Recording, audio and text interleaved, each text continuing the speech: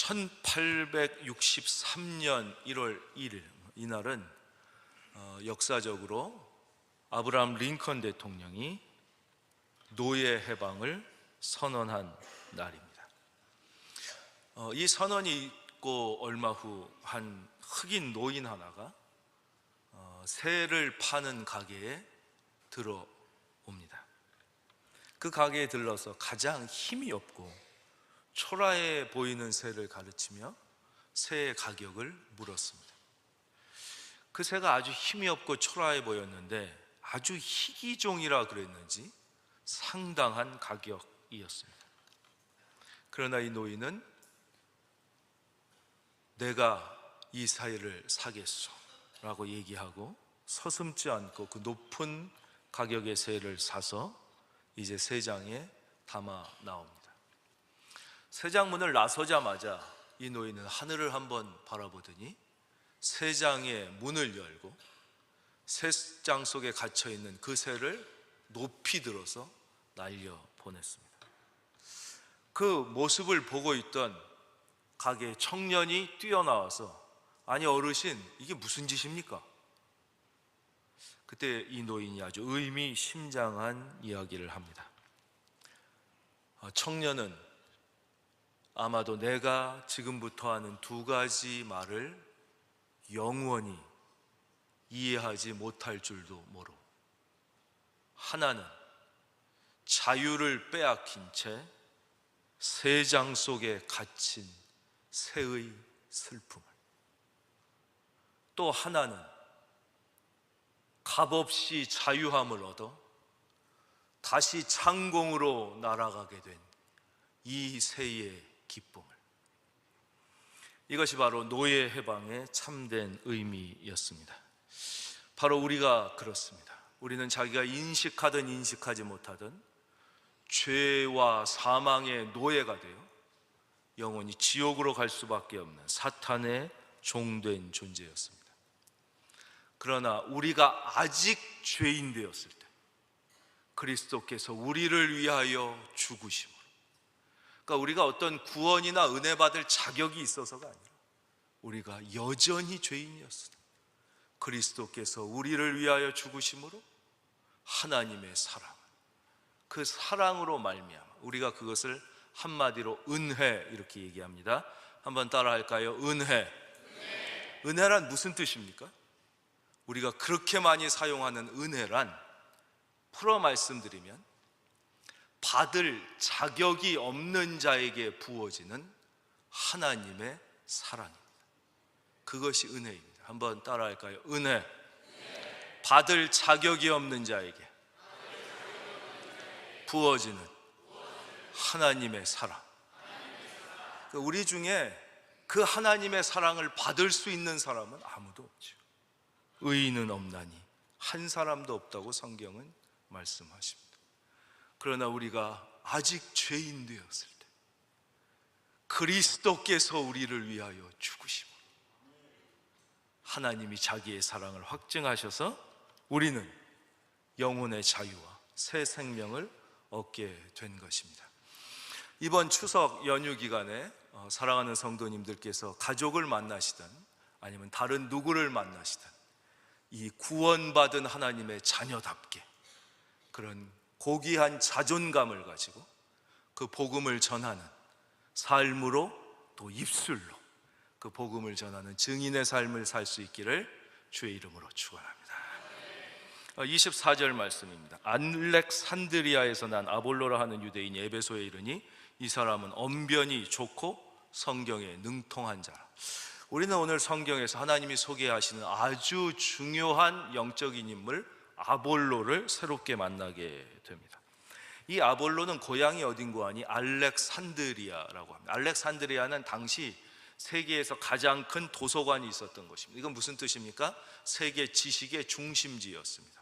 이 아볼로가 알렉산드리아에서 성장했다고 성경이 말씀하시는 것은 단순히 고향을 얘기하는 게 아니라 이 아볼로란 사람이 세상적 학문에 아주 깊고 해박한 지식을 갖고 있었음을 우리에게 말씀해 주는 것입니다. 지금은 상황이 달라져서 누구나 다 정보에 쉽게 접근할 수 있지만 불과 몇십 년 전만 해도 그렇지 않았죠. 그래서 도서관의 크기가 그 대학의 수준을 그대로 대변했습니다. 우리나라도 그렇고 미국도 대학을 평가할 때 보면 가장 1번이 뭐냐, 그 대학이 얼마나 많은 장서를 보유하고 있느냐, 그게 그 대학 평가의 제 1순위였죠. 우리나라도 아마 정확히 조사는 안 했지만 조사하면 거의 대학 서열과 그 도서관의 장서수가 거의 비슷하게 나옵니다. 서울대, 연대, 고대, 이대 이 정도 순으로 도서관의 장서수가 나옵니다. 이제는 좀 상황이 달라졌죠. 우리가 누구나 다 쉽게 정보에 접근할 수 있기 때문에. 그러나 이 알렉산드리아는 당시 세계에서 가장 큰 도서관과 박물관이 있었던 것입니다. 이 사람의 혈통은 유대인입니다. 그러니까 하나님의 특별히 선택된 민족의 혈통에서 태어났습니다. 거기다가 이 사람은 언변이 좋고, 여기서 언변이 좋다는 것은 단순히 말을 잘한다는 뜻이 아닙니다. 고대 사회에 있어서는 지식인 그리고 지도자가 반드시 배워야 할 필수 과목의 1번이 수사학이었습니다. 수사.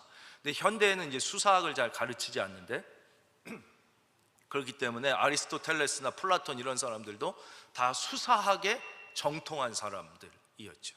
어거스틴 이런 사람도 수사학 교수였다고 알려져 있습니다. 이분은 그러니까 수사학을 잘 배웠다는 것이죠. 수사학. 그래서 말을 논리적이고 조리 있고 설득력 있게, 그러니까 우기는 게 아니라, 무조건 우기는 사람이 있잖아, 그런 게 아니라 성경에 능통한 자라, 거기다 성경에까지 능통했습니다. 대단한 사람이죠. 25절을 한번 다 같이 우리가 읽겠습니다. 시작. 열심으로 예수에 관한 것을 자세히 말하며 가르치니 요한의 세례만 알따름이라 그랬어요. 가르치나. 26절, 그가 회당에서 담대히 말하기 시작하고, 거기다가 이분은 어려서부터 신앙교육을 철저히 받은 것이죠. 그래서 잘 성경에 대해서 배울 뿐만 아니라 또 거기다가 용기도 있어요. 용기도 있어.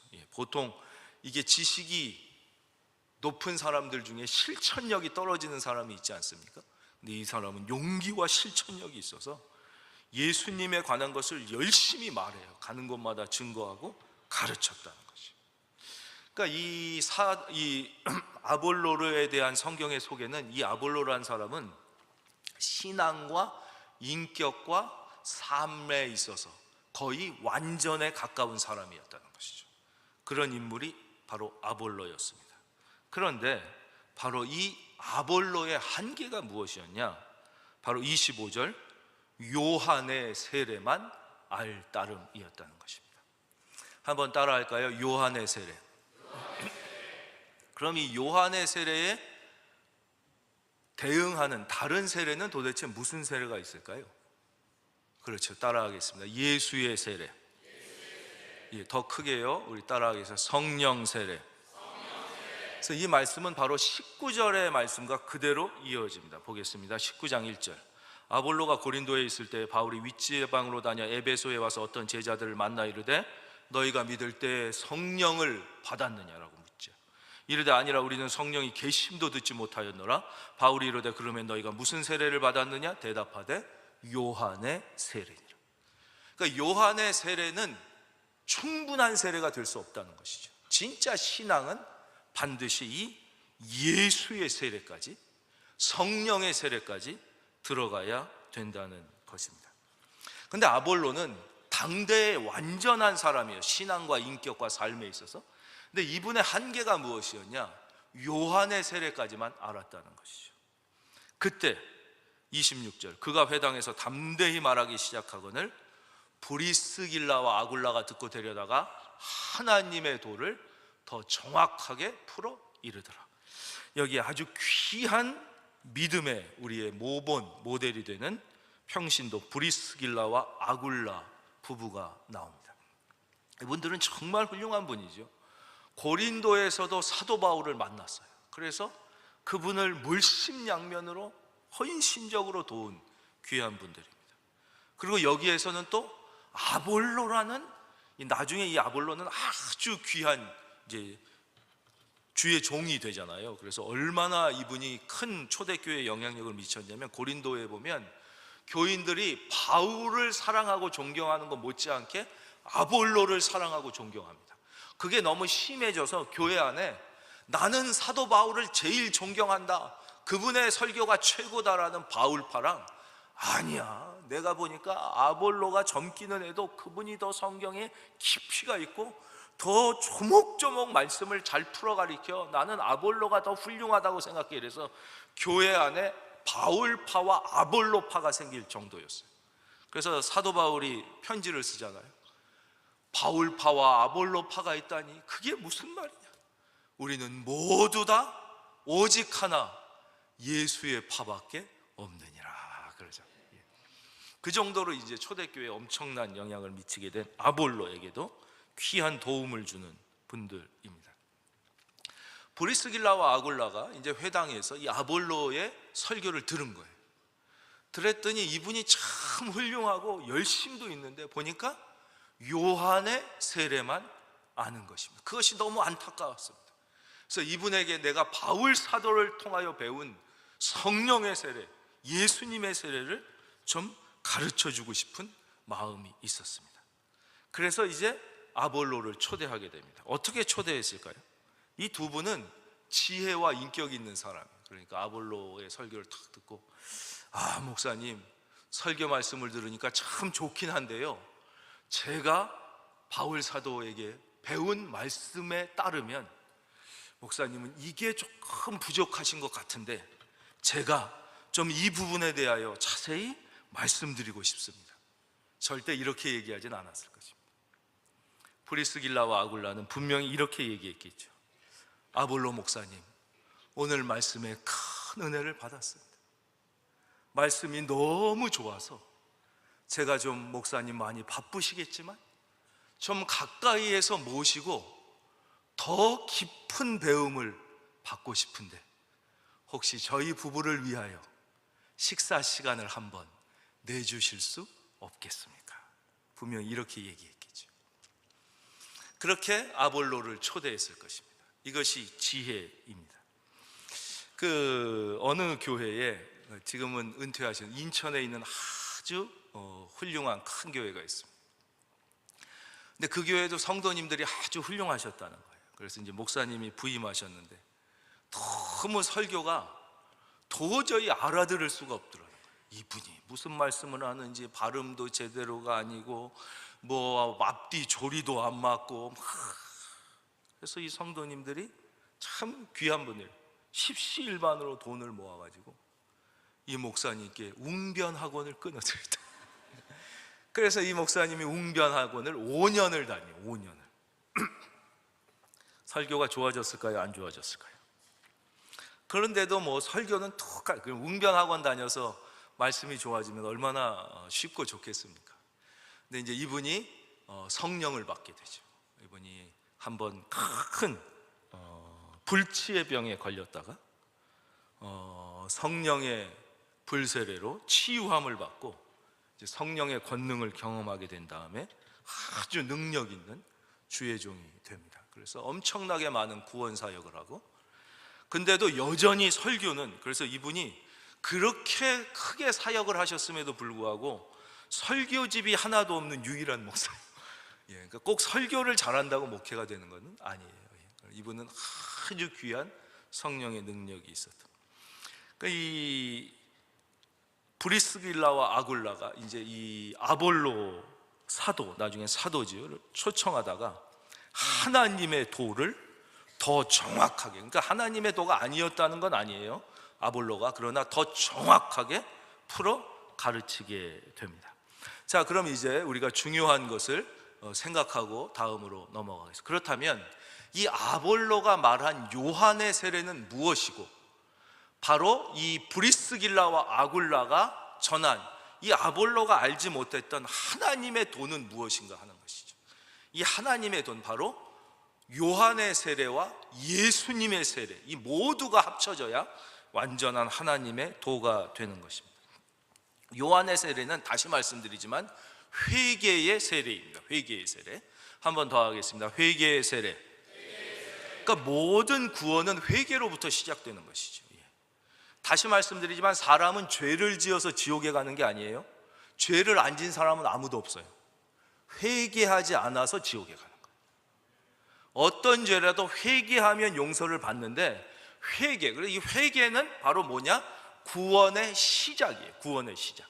그러니까 요한의 세례는 회개의 세례이며, 다른 말로 구원의 시작이며, 그렇기 때문에 외적인 세례예요. 그래서 물 세례로 표현됩니다. 그럼 물이 뭐예요? 우리가 더러운 걸 씻을 때 뭘로 씻어요? 바로 물로 씻잖아요.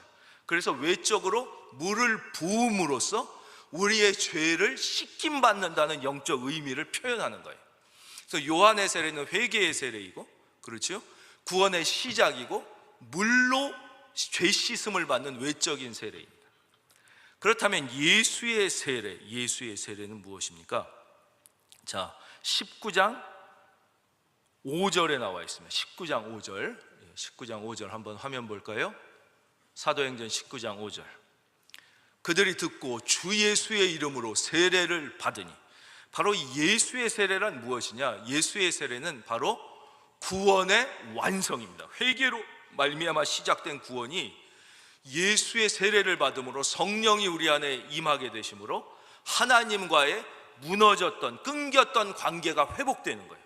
우리가 죄로 말미암아 하나님의 자녀였지만 관계가 끊겼는데, 이제 주의 영이 임하심으로 우리 안에 하나님과의 관계가 새롭게 됨으로써 우리가 단순히 죄사함을 넘어서 영적인 새 생명을 얻은, 믿으시면 아멘, 영적인 새 생명을 얻은 자의 삶을 살게 하는 것이죠. 그렇기 때문에 이 예수의 세례는 내적인 세례라서 외적인 어떤 형식이 있는 게 아니에요. 우리가 세례는 외적으로 물로 부으니까 언제 어디서 어느 목사님에게 세례를 받았는지 알지만, 이 내적인 세례는 바로 불세례, 성령 세례란 말이에요. 그렇죠? 물 세례가 아니라 불 세례, 불. 그래서 성령 세례이기 때문에 이건 내적인 변화를 의미하기 때문에 몇 날 며칠에 내가 이 내적인 불세례를 받았다, 이렇게 외적으로 표현되지가 않는 것이, 이것은 내적인 것이. 한번 따라하겠습니다. 예수의 세례, 구원의 완성, 성령의 세례, 내적인 변화. 그래서 이 요한의 세례로부터 시작돼서 이 성령이 임하여 성령과 함께 사는 삶까지 이를 때 이것이 이제 신앙 생활이 되는 것이죠. 근데 이 말씀에 이 거부감을 갖는 분들이 아주 소수지만 계시다는 거예요. 아니, 내가 지금까지 이렇게 오랫동안 예수 믿고 내가 열심히 봉사하고 했는데 왜 나는 그러면 성령 안 받았으면 여태까지 내 신앙을 무시하는 거냐, 이러신다고 그러는데, 그런 게 아니라 성경대로 우리는 믿어야 되는 거예요. 성경에 분명히 세례를 받고 예수님을 믿는다고 그래도 성령 세례를 못 받고 요한의 세례만 알고 있는 경우가 많다는 것이에요. 여기도 보세요. 이 아볼로가 어떻다는 거예요? 성경에서 요한의 세례만 알 따름이라. 그리고 그 다음 19절에도 너희가 믿을 때에 성령을 받았느냐, 이르되 우리는 성령이 계심도 듣지 못하네. 바울이 이르되 그러면 너희가 무슨 세례를 받았느냐? 대답하되 요한의 세례냐. 우리 사랑하는 큰은혜 교회 모든 성도님은 구원의 시작에 머물러 있는 게 아니라 하나님과의 관계가 회복되어 영적인 새 생명으로 들어갈 수 있기를 주의 이름으로 축원하노라. 그것이. 그래서 이제 브리스길라와 아굴라가 그렇게 아볼로를 초청해서 이제 이 깊은 이 성령의 세례에 대해서 이제 얘기해 주게 됩니다. 그러니까 우리가 해야 되는 이야기가 무엇이냐 하는 것이죠. 엘리자베스 퀴블러 로스라는 정신의학자가 있습니다. 이분은 스위스 추리히에서 태어나서 평생을 미국에서 사신 아주 위대한 정신의학자입니다. 그래서 타임즈가 선정한 20세기 100명의 위대한 사상가 가운데서 이제 한 분이시고요. 이분에 대하여 궁금한 분들은 그 미국의 스탠포드 대학에 가면 이분의 모든 연구 업적을 기려서 이분의 모든 연구 성과들이 거기에 이렇게 정리되어 있습니다. 그러니까 이분이 특별히 이 세계 인류에 기여한 것은 무엇이냐? 죽음에 대한 새로운 접근이었습니다. 이분은 모든 인간은 반드시 죽는다. 그렇기 때문에 인간은 죽지 않으려고 발버둥 쳐봤자 죽는다. 때문에 어떻게든지 더 오래 살라고 발버둥 치면서 죽는 그런 비참한 죽음을 맞이하는 것은 인간다운 삶과 죽음이 아니다. 그럼 모든 인간은 존엄하게 죽어야 된다. 그래서 존엄한 죽음. 우리가 요즘에는 우리나라 대학병원에 다 가면 호스피스가 있습니다. 이 호스피스를 최초로 시작한 분이죠. 자기가 죽음을 생각하고 죽음을 존엄하게 준비해야만 인간은 된다. 그래서 이분이 이제 많은 경험이 있는데, 이분은 그 연구를 하다가 영혼의 실체를 자기가 만나게 됩니다. 그래서 본인이 이제 과학자이기 때문에 이 영혼의 실체를 만났다는 것을 표현하는 것을 매우 오랫동안 주저하죠. 내가 과학자니까. 그러나 이분은 그 너무 확실한 과학적으로 영혼의 실체를 경험하게 돼요. 그래서 이 영혼을 분명히 경험하는데 이제 만지면 안 만져지는 거예요. 그리고 우리가 영화 같은데 뭐 홀로그램 같은 거 있잖아요. 홀로그램처럼 분명한 이 존재. 그래서 이게 그 시카고 트리뷴이라는 그 미국의 4대 일간지 하면 뉴욕 타임즈, 워싱턴 포스트, 시카고 트리뷴, LA 타임즈 이렇게 됩니다. 우리로 치면 뭐 한 중앙일보, 동아일보 정도 되는 책인데, 이 책의 첫면에 이 엘리자베스 퀴블러 로스 박사가 경험한 영적 실체에 대한 기사가 실려 있습니다. 그래서 이분은 자기가 신앙적으로 영혼의 존재를 믿었지만 자기는 정신의학자로서 이제 연구실에서 자기가 영적인 그 실체를 경험하게 된 것도 이분에 대해서 공부하다 보면 알게 되죠. 시카고 트리뷴 하면 오늘 주제랑은 관계없지만 또 아주 우리가 기억해야 될 만한 인물이 있는데, 그 사람이 리 스트로벨이라는 사람. 이분은 이 시카고 트리뷴주의 선임 기자였어요. 근데 문제는 부인이 너무 예수님을 열심히 믿는 거예요. 그래서 어느 날 매우 섭섭함을 느낍니다. 이게 보니까 부인이 나보다 예수님을 더 사랑해. 그런데 어느 날 보니까 자식보다도 예수님을 더 사랑해. 그래서 이 사람이 약간 이제 화도 나고 분노도 느껴가지고, 아니 이게 배운 사람이 이게 말이 되냐? 그 특별히 예수가 부활했다는 것은 자기가 기자의 입장에서 볼 때 이건 말이 안 된다. 그래서 기자적 시각으로 예수의 부활이 얼마나 허구라는 것을 이제 취재를 통하여 연구하기 시작합니다. 취재하는 거예요. 막 취재함으로써 예수의 부활은 사람의 머릿속에 있는 것이지 어떻게 죽은 자가 살아날 수 있느냐, 그것을 취재하다가 결국 예수 그리스도의 부활은 흔들릴 수 없는 역사적 사실, 팩트라는 것을 깨닫게 되죠. 그래서 이제 기자의 입장에서 왜 예수의 부활이 흔들릴 수 없는, 의심할 수 없는 역사적 사실인가를 이제 기사로 쓰게 됩니다. 그게 책이 된 게 예수는 역사다라는 책입니다. 그러면서 이제 기자 생활을 그만두고 변호사가 돼서 평생을 예수님을 증거하는 삶을 살게 된, 이 시카고 트리뷴의 이 엘리자베스 퀴블러 로스 박사가 만난 영혼의 실체에 대해서 이분은 그래서 죽음을 절대 우리는 두려워해서는 안 된다. 그러면서 죽는다는 것은 우리가 이 육체적 마지막을 의미하기 때문에 우리는 이것을 대비하며 존엄하게 맞아야 된다, 이런 주장을 합니다. 그러니까 이분이 내 일화예요. 이분이 어느 날 그 남편이랑 같이 산책을 나갔다는 거예요. 저녁을 먹고 아주 즐거울 거 아니에요. 그러면서 이렇게 두런두런 대화를 하면서 행복한 시간을 보내고 있는데 저기서 꼬꼬닥 그러면서 닭소리가 들렸다는 거예요. 그래서 뭐 저기 누가 닭을 키우나 보네, 닭소리가 들려. 그랬더니 남편이 저게 무슨 닭소리야, 거위소리지 그랬다는 거예요. 저게 무슨 거위소리야, 잘 들어봐, 꼬꼬닥 그러잖아, 닭소리잖아. 그랬더니 남편이 또 웃으면서 아니 잘 들어봐, 저게 무슨 꼬꼬댁이야, 꽥꽥 그러잖아, 저 거위소리야. 저거 닭소리라니까 왜 당신은 내 말을 반대하는 거야? 저게 거위소리지 무슨 저게 닭소리야. 그러면서 둘이 막 언성이 높아지기 시작했다.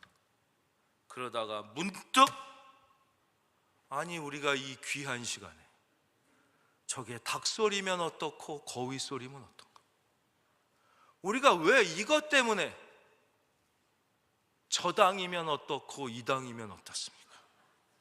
우리는 오직 예배당. 할렐루야. 저도 3년 전에 당에 가입했어요. 당뇨라는 당에 가입해가지고 저도 이제 당원이 되었는데 여러분은 이 당에 가입하지 말기를 바라고요. 그런 거 쓸데없는 거 갖고 우리가 얘기하지 말자는 거예요. 그거 자기 좋은 대로, 자기가 닭소리처럼 들리면 닭소리라고 얘기해 주면 되는 거예요. 오리소리로 들리면 그냥 오리소리로 들어. 그건 그렇게 중요한 게 아니에요. 더 중요한 게 있다는 것이죠. 지금 서로를 위로하고 부부끼리 이 좋은 축복의 시간을 둘이 걷는데 우리가 왜 그거 갖고 싸우냐? 그렇습니다.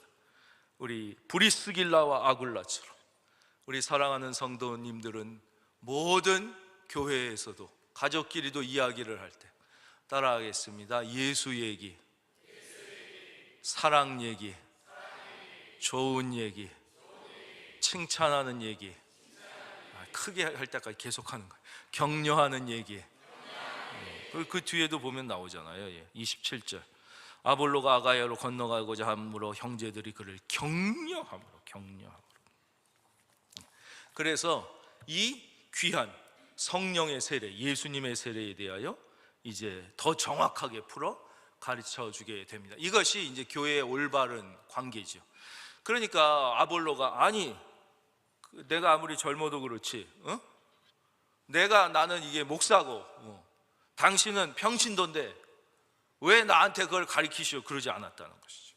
하나님 앞에서는 그런 게 없는 거예요. 뭐 먼저 믿고 나중 믿고 나이가 많고 적고 무슨 목사고 평신도고 장로고 집사고 이런 게 없는 거예요. 하나님 앞에는 그게 없는 거예요. 그래서 제가 요즘에는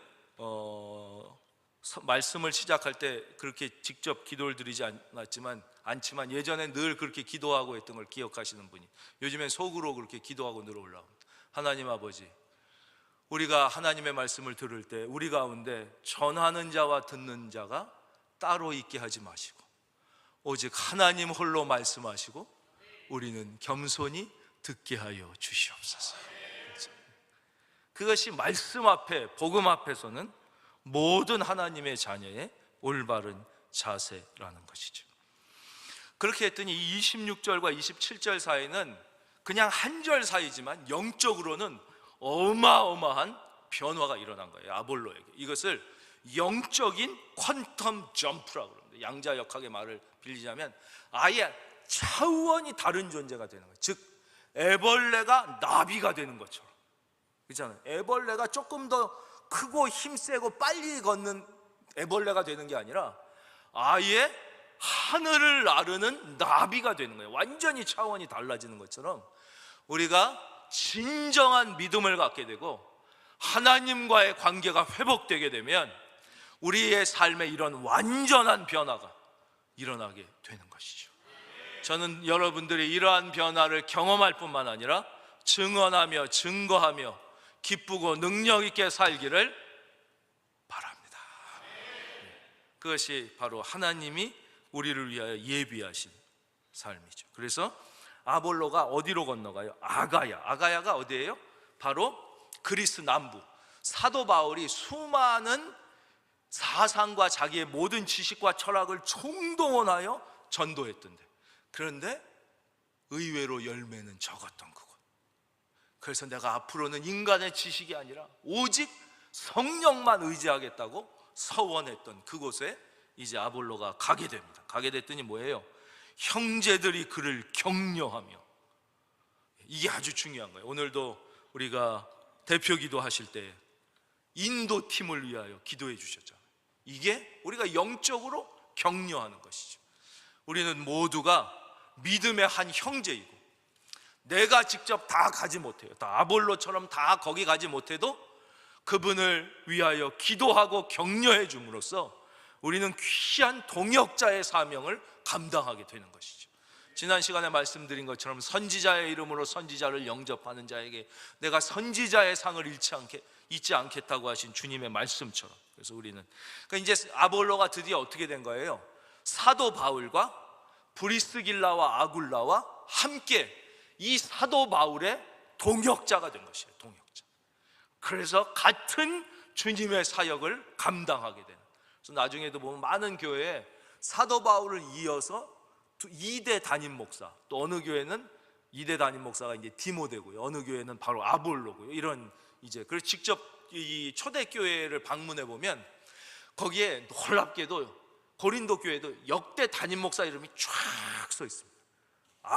이 바울부터 우리가 아는 성경의 인물들이 쫙 이렇게 나와요. 그게 이제 이름을 남기게 되는 것이죠. 이제 이름을 거기에 남긴 게 중요한 게 아니라 주님의 말씀처럼 하늘나라 생명책에 내 이름이 기록된 것으로 기뻐할지니라 그러셨죠. 귀한 사역을 하게 되는 것이죠. 오늘 말씀의 제목이 그리스도인의 만남은 우연이 아니라는 것입니다. 모든 그리스도인의 만남은 하나님의 섭리에 있는 거예요. 섭리. 노사연의 노래처럼 우리 만남은 우연이 아니야. 그게 그냥 유행가 가사가 아니에요. 그게 믿음의 고백을 가사로 만들어 가지고 그거 한 거예요. 그 노사연 씨가 그분이 그리스도인이잖아요. 그래서 그분의 이모님인가 그분도 현미 그분도 이렇게 전도 많이 하고 그랬어요. 그래서 이 가사에 거부감 없이 그걸 담아서 전했으면 좋겠다. 그래서 그 한 거예요. 바로 그게 그 만남, 그리스도인의 만남을 의미하는 거예요. 첫째는 우리와 주님의 만남, 우리와 주님의 만남, 그리고 이 그리스도인들의 만남. 그러니까 이번에 추석이 되면 하여튼 여러분들이 가족을 만나든 친구를 만나든 뭐 어디를 가든 하여튼 많은 새로운 만남이 있단 말이에요. 이 모든 만남은, 그리스도인의 만남은 우연이 아니라 하나님의 섭리이고, 우리가 이 만남을 하나님의 섭리라고 믿고 고귀하게 여길 때 이 모든 만남은 축복이 되는 거예요. 축복. 모든 그리스도의 만남은 어떤 만남이든 그것이 결과적으로 축복이 되는 거예요. 오스왈드 챔버스라는 목사님이 있어요. 이분은 우리나라에서도 아주 유명하고, 특별히 이분이 쓴 책이 있어요. 책 My Utmost for His Highest라는 책이에요. 우리말로는 주님은 나의 최고봉, 이렇게 번역된 책이에요. 이 책이 얼마나 베스트셀러냐면, 보통 스테디셀러는 꾸준하게 팔리는 책이 스테디셀러거든요. 근데 이 책이 나온 지 한 100년 정도 됐을 거예요. 정확하진 않지만 1800년대 후반에 나왔을 거예요. 근데 2020년도에도 이 기독교 서적 스테디셀러뿐만 아니라 1년에 제일 많이 팔린 책 베스트셀러의 이 책이 아직도 있을 정도니까 어마어마한 책이에요. 주님은 나의 최고봉. 그래서 이 신앙의 감격이 떨어진 분들, 또 신앙의 슬럼프에 빠졌던 분들 중에 내가 이 책을 읽고 다시 영적인 뜨거움을 회복하고 이 구원의 감격을, 주님을 위하여 살겠다는 결심을 했습니다. 이런 간증이 많습니다. 아주 귀한 책이에요. 그러니까 이분이 어떻게 이 책을 쓰게 됐느냐, 사실 이 책을 이분이 쓴 게 아니에요. 이분은 원래 일본에 선교사로 왔어요. 선교사로 왔는데 그 선교의 열매가 거의 없었어요. 그런데 거기서 여자 한 분을 만나게 돼요. 그 여자가 속기 기술을 배운 여자였어요. 속기. 그래서 그분이랑 만나서 결혼을 하게 됩니다. 그리고 다시 영국으로 돌아오게 된 거예요. 그래서 이제는 목회를 해요. 목회를 하는데 또 이분이 그렇게 그 당대에는 설교에 큰 은혜가 없었었나 봐요. 사역에, 목회적으로. 그래서 목회가 잘 안 돼. 그래가지고 교회가 갈수록 힘들어졌어요. 그 교회가 자꾸 쪼그라들고 없어지게 되는 거예요. 그래서 다시 안 되겠다, 목회는 나의 뜻이 아닌가 보다. 다시 선교사로 가요. 이집트의 선교사로 가게 됩니다. 그랬다가 그만 이집트에서 병에 걸려요. 그래서 43살에 돌아가시게 됩니다. 이게 이분의 다예요. 그런데 문제는 이분의 부인이었던 사모님은 세상 사람들과 성도님들은 이 목사님의 설교가 별론데 이 사모님은 내 남편 설교가 최고인 거예요. 내 남편 설교가 너무 은혜롭고 최고인 거예요. 전 우리 교회의 모든 아내들이 남편을 최고로 아는 은혜가 있기를 축원합니다. 그러면 행복해지는 거예요. 그래서 이분이 어떻게 했냐면 자기 남편의 모든 설교를 다 속기로 다 기록했어요. 이 녹음기를 처음 발명한 사람은 에디슨이에요. 1800년대 후반에. 근데 녹음기가 일반인에게 사용되기 시작한 건 1940년에 나치를 선전하기 위해서 많은 사람들에게 이걸 녹음해서 들려주므로 녹음기가 상용화된 거예요. 그러니까 그전에는 목사님이 설교하면 그 자리에서 들으면 그냥 끝인 거예요. 근데 이 사모님이 그걸 다 기록한 다음에 남편이 돌아가셨는데 이렇게 훌륭한 목사님의 설교를 나만 들을 수 없다. 그래가지고 돌아가신 다음에 이 설교를 다 책으로 정리해요. 그게 32권이나 됩니다. 32권.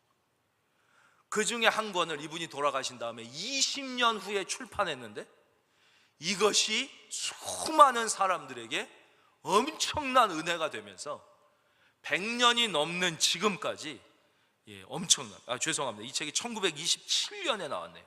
1927년에 이 책이 출간됐는데 수많은 사람에게 감동을 주는 책. 보세요. 이 이제 사모님 이름이 베디인데 베디. 이 목사님은 사실은 인간적으로 보면 실패에 가까운 인생이라고 할 수 있어요. 일본 선교도 열매가 없어, 영국에서의 목회도 열매가 없어, 이집트에서 선교도 열매가 없어, 그리고는 병 걸려서 일찍 죽었으니.